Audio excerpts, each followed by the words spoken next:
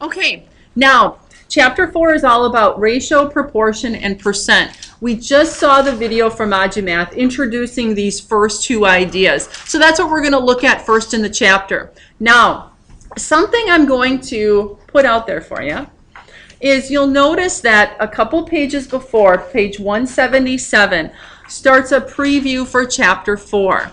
This is a pretest, okay? Now, we are not going to do this in class. What I am going to allow you to do, if you so choose, okay, after we go through everything and we get through the content in chapter 4 and we assign the homework, what I suggest to you, and this is going to be on your own, I am not going to check it because the answers are actually in the book for these pretests, okay, for each one of the chapters. But if you do the pretest start to finish, okay, on a separate piece of paper like this, I will allow you to use that as a study guide that you can look at for your quiz, okay? And so what I think is kind of nice is if you do that, I'll give you an extra credit point towards your quiz if you bring the pretest in, and then you can use it, on the quiz itself. You also have open book, open notes, so that's no problem, like I told you before. But I'm going to encourage you to use this as a review to see where you're at, but on your own. I'm not gonna assign it. If you end up doing it, you get an extra credit point towards your quiz, and if you don't do it, it's no penalty. Does that sound okay? All right. So I just wanted to point that out. So think about that as you're working on these problems during the week. So let's page back to page 182, and this is where we officially start the proportion and ratio portion here. So they start out talking about here what a ratio is. We saw in the Math video that a ratio is ultimately a comparison between two numbers. And you'll notice that ratios are written out in fraction form. Did everybody get the attendance sheet? Yeah? Okay, perfect. And that's why, by design, I chose to do the fractions first before we got to ratios and proportions here, so that we kind of understood, some of the basics behind them.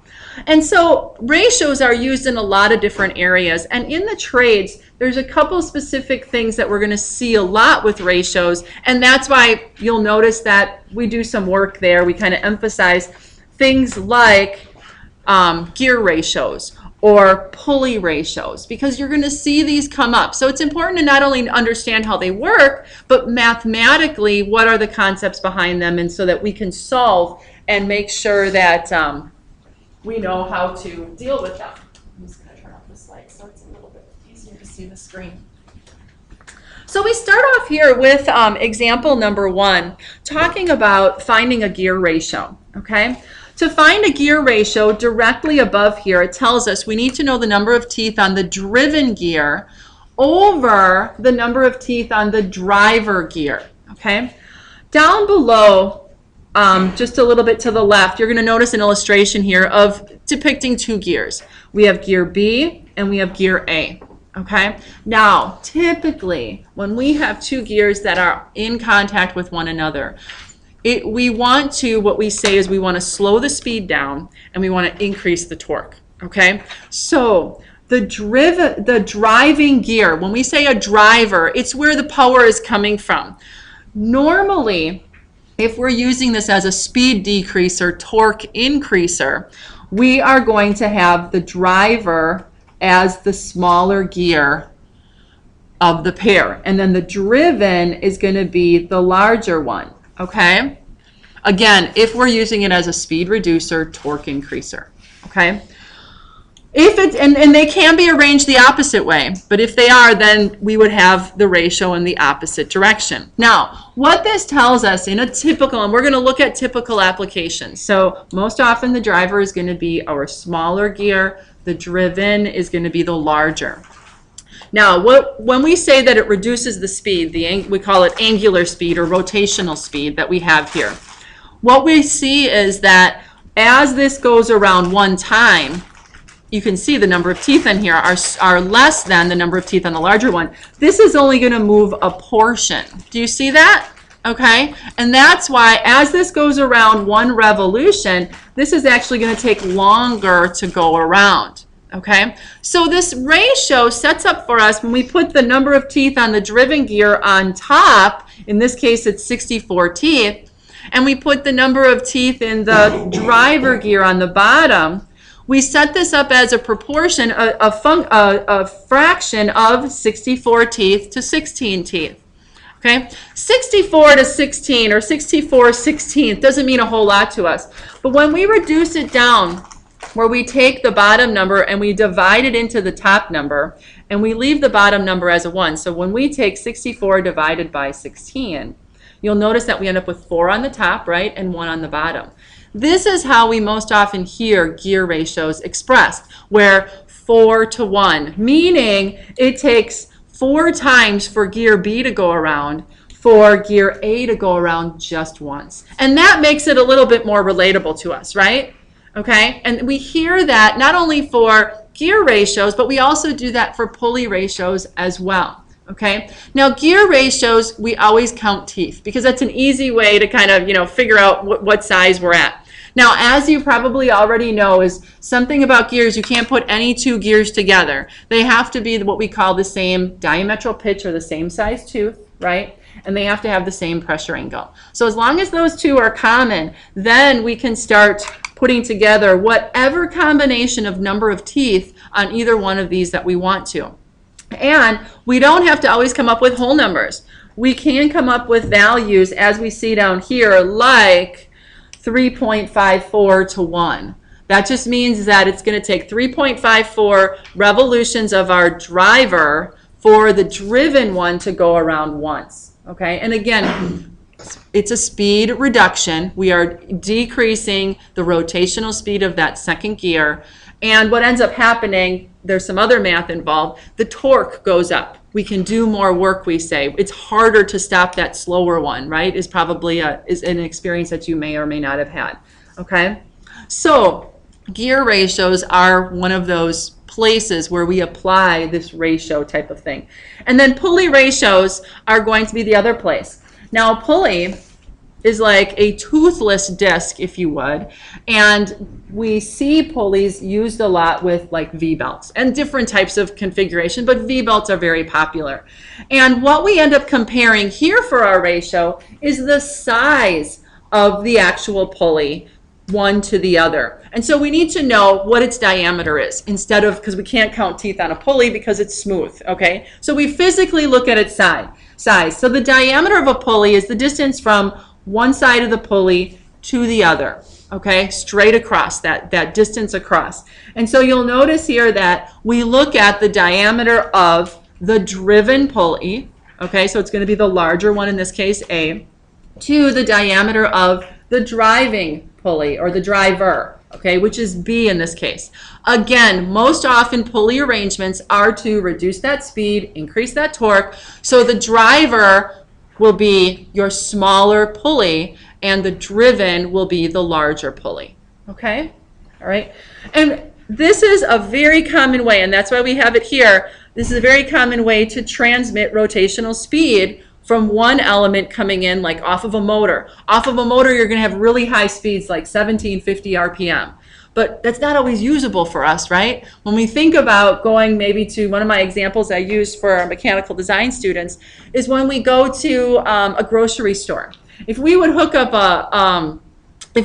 a motor just right to that conveyor belt would be moving like crazy, right? And our groceries would probably be flying off of that conveyor. So what do?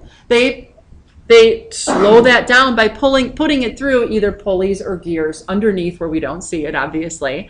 And then that makes that usable as far as the speed, but also it increases the amount of work that it can do. Coming off the motor, it doesn't have a whole lot of torque, okay, or power typically. We want to increase that so that it can do work. So when I set on that conveyor at the grocery store, when I set my couple cases of water on there, I don't want to bog it down and not be able to, continue to move. So there has to be an appropriate level of torque, which does your work, which pushes it along. And so that's the idea here behind taking this smaller pulley going to the larger pulley. You'll hit those concepts of torque as you go along in the classes and the other labs that you do here at LTC. The next common place that we use ratios is in compression ratios. So this is more of an automotive application, but I think it's something that we can relate to as well. And so a compression ratio is going to be the ratio of the expanded volume over the compressed volume. When we look at the compression ratio here of an engine displacement, if you would, you'll notice that the big part of this is when we look at the volume of when the piston is in its lower position, or what they call bottom dead center, and then compared to when it's at its upper position, its top dead center. This action at the top, it actually compresses the air inside of, or the fuel inside of the cylinder, and then it ignites the spark, right? And so what's important here is that difference between the expanded or the larger volume and then when they actually compress it. So setting that up as a ratio. So the larger number, the expanded, in this case 475, would go on top on our ratio, and the compressed is going to go on the bottom. So using these two numbers in example number 3, you're going to notice that you write it out as the 475 over 50. Lowest or the lowest terms here for the fraction are going to be 19 over 2, but then taking the decimal, 9.5 to 1 is what your final would be. So they're compressing this air 9.5 times from what its original volume was. Okay, so that's another good application. On the following page, on page 184, you're going to notice that it has a section here for your turn. So what I'd like us to do is to work A and B here of these problems to kind of see what we have. So on the top here, we want to compare on part A the ratio of the pulley diameters. And they give us the physical pulley diameters here in the illustration above. So we want to compare the driven, the larger pulley, to the driver, which is the smaller pulley. So you'll notice here they have it set up as a fraction of A to B. So the A pulley is identified and it has a diameter of 24 centimeters. And the B pulley is identified and has a diameter of 6 centimeters.